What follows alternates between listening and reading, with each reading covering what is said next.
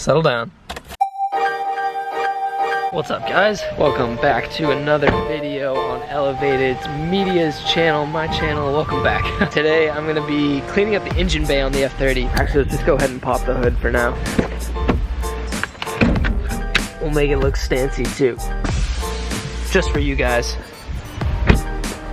Much better. As I was saying, today we're gonna clean up this engine bay because it's not looking too hot right now. There's just a lot of like sand and gunk and all sorts of stuff in here that I want to clean up. Hopefully get this thing to shine a little bit better, get this thing hopefully polished up, that way it shines too. Back to this damn apartment thing, I don't have a hose. I'm gonna be doing this basically waterless. I did pick up the steamer from my storage unit, so I have that, and I think that will probably help get off a lot of the tougher grime because it's so hot because it's steam. So I guess to that extent we will be using a little bit of water, but not much. I'm gonna go ahead and get started on getting this set up, and then we'll go ahead and clean this engine bay. Today I'm gonna be using this steamer. It's a McCulloch steamer. It's not required to get this job done, but I figure I may as well use it since I have it. Spray bottle, which I'm gonna fill up basically with a 4-to-1 water to McGuire's all-purpose cleaner. It's potent, but it's not gonna do any damage to anything. Detailer's brush just to get in those like hard to reach areas. Bigger brush to scrub the larger areas. I also grabbed a kind of like a microfiber polishing pad, which I'm gonna use on the InGen air intake. Some rags I don't really care about. Polish for the intake.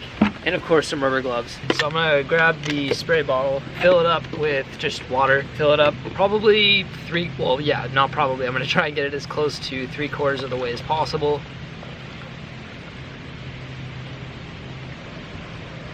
Somewhere right about to this line should be fine. I'm only trying to fill it up about 75% with 1 part all-purpose cleaner. Because I'm going to be using the steamer instead of like a garden hose, it's not going to be producing nearly as much water, so I'm not too concerned with covering electronics up because again, it's just steam. It's really not going to be a lot of water buildup. I'll just be careful around obviously the electrical problem areas, the alternator, battery, all that good stuff. I think I'm actually going to pull this off just to clean it and clean what's under it, and that way we're doing a nice thorough job. To get this off, you pretty much just lift up on it and then slide it this way towards you.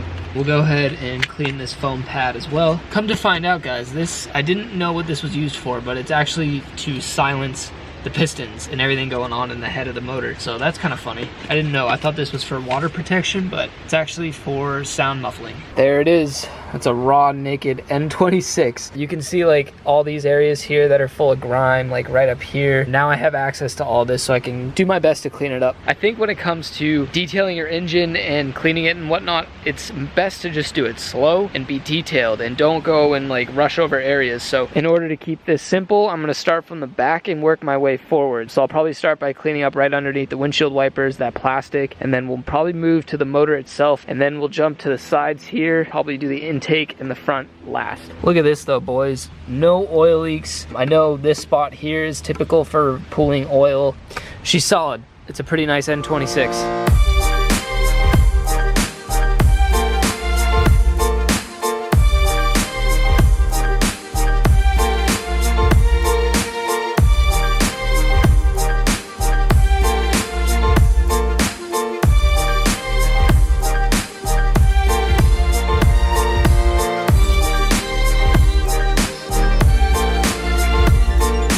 Definitely looks a lot cleaner. Not as much pollen and stuff sitting around. Now let's move on to the fun part.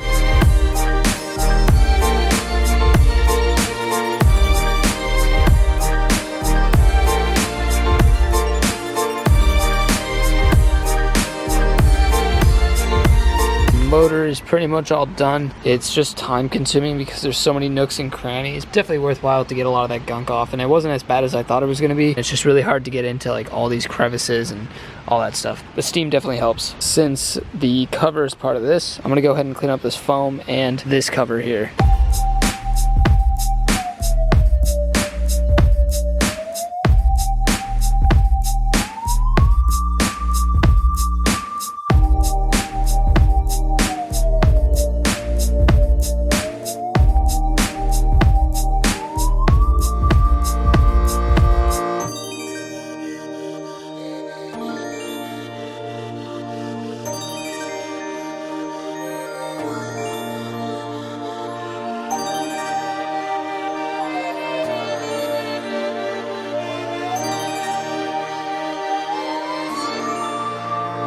Got those two cleaned up, looking real nice. Especially once we put a polish on this plastic, it's gonna shine so much better. Now I think I'm gonna do like basically the strut tower area on both sides, and then all that will be left is to do this part here up front. If you're watching this video, do this first because you're gonna have stuff falling down onto what you just cleaned, which doesn't make a lot of sense. So start with the bonnet hood, underside, and then move on to the rest of the engine bay. Sometimes when I'm making these videos for you guys, I don't really think these processes through 100%. It makes sense in my head, and then I'm like, all right, time to just pick up the camera and start doing it. And then I've realized, you know, along the way, there's a much better way to go about doing it. Learn from my mistakes so you don't make them yourself.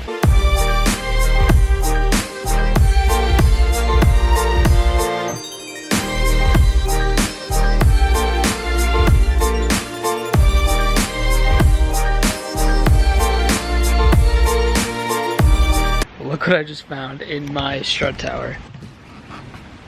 Dude, look at this spider nest. What? Ugh, gross.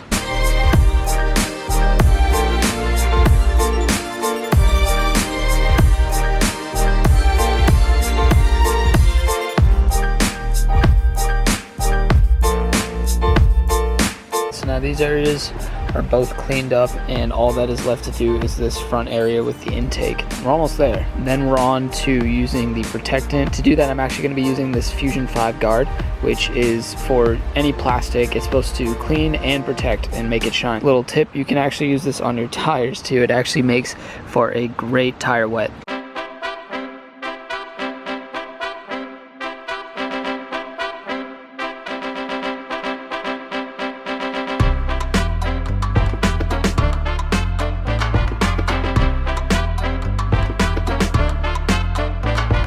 Everything is cleaned up. The intake is shining again. Still need to polish it, but I'm gonna start by putting the engine cover and foam silencer thing back on the engine, and then we'll go ahead and polish everything up.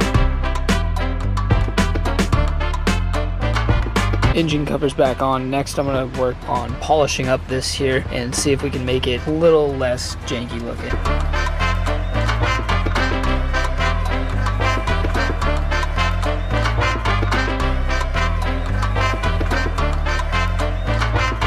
Certainly not perfect, but I think that definitely shines a lot better. The engine intake is actually red again. It was kind of turning brown. That's all set. Now we just need to dress up all the plastic.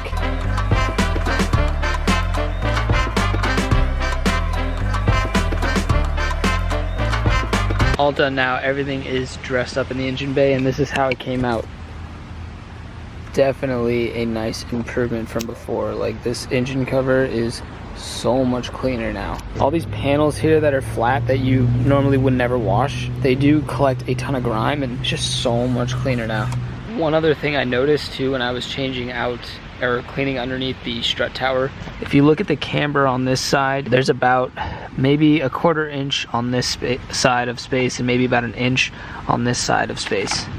And if you come over to this side and look at the same thing, this one has far less space right here, but has more space right here. So these aren't set at the exact same point. They're pretty close, but they're not perfect. And when I'm aired out like this, if you come over here, you can't get anything. You can't get a finger, nothing in there. It is literally as tight as can be. But then if you come on this side, you can almost get, see, I can stick my hand up there a little bit. So this side actually has a little bit more camber, I believe, than the other side. I'm gonna probably put this thing up on jacks in another video, maybe the next video, and kind of adjust that and see what kind of stance we can get from playing with the front camber. The rear, I'm gonna check it as well to see if it's also different on each side. If it's the same, I'm just gonna leave it and play with the front. Hope this video helped you out. If you have any questions, put it down in the comments. Thank you so much for watching. Hope you learned something. Hope this motivated you to maybe clean up your engine. And as always, thank you for watching. Don't forget to like, comment, subscribe. See you next time. Peace out.